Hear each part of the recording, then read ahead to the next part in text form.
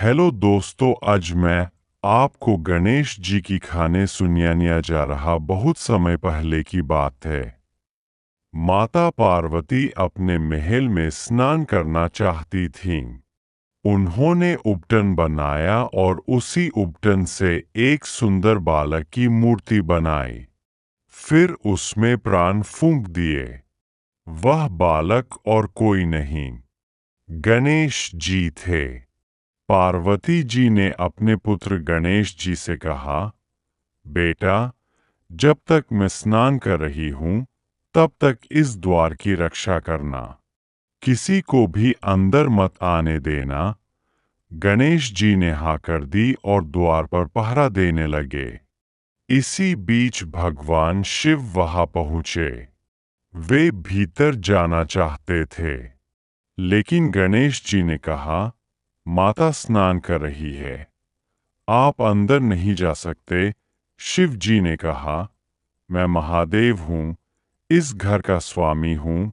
लेकिन गणेश जी माँ की आज्ञा निभाते हुए दृढ़ता से बोले, चाहे कोई भी हो, बिना माँ की अनुमति कोई अंदर नहीं जाएगा। अब विवाद बढ़ गया। शिव जी के गण और गणेश जी के बीच युद्ध छिड़ गया। अकेले गणेश जी सब पर भारी पड़े। अंत में शिव जी क्रोध में आकर उन्होंने अपने त्रिशूल से गणेश जी का सिर धड़ से अलग कर दिया। जब पार्वती जी बाहर आईं और अपने पुत्र की हालत देखी तो वे विलाप करने लगीं। क्रोध में बोलीं, यदि मेरे पुत्र को जीवन नहीं मिला तो मैं पूरे संसार का नाश कर दूंगी। सभी देवता डर गए और शिव जी से उपाय निकालने को कहा। तब भगवान विष्णु उत्तर दिशा में गए और वहां सो रहे एक हाथी का सिर लेकर आए। शिव जी ने उस हाथी का सिर गणेश जी के धड़ पर स्थापित किया और प्राण फूके। गणेश जी जीवित हो उठे।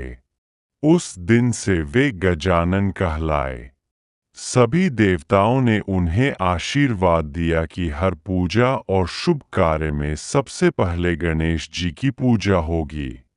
गणेश जी की बुद्धि का परिचय एक बार कार्तिकेय और गणेश जी के बीच प्रतियोगिता हुई।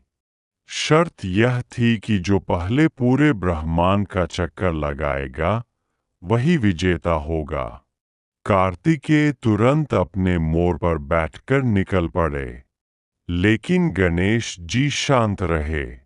उन्होंने अपने माता पिता शिव और पार्वती की 3 बार परिक्रमा की और कहा, मेरे लिए माता पिता ही पूरा ब्रह्मांड है।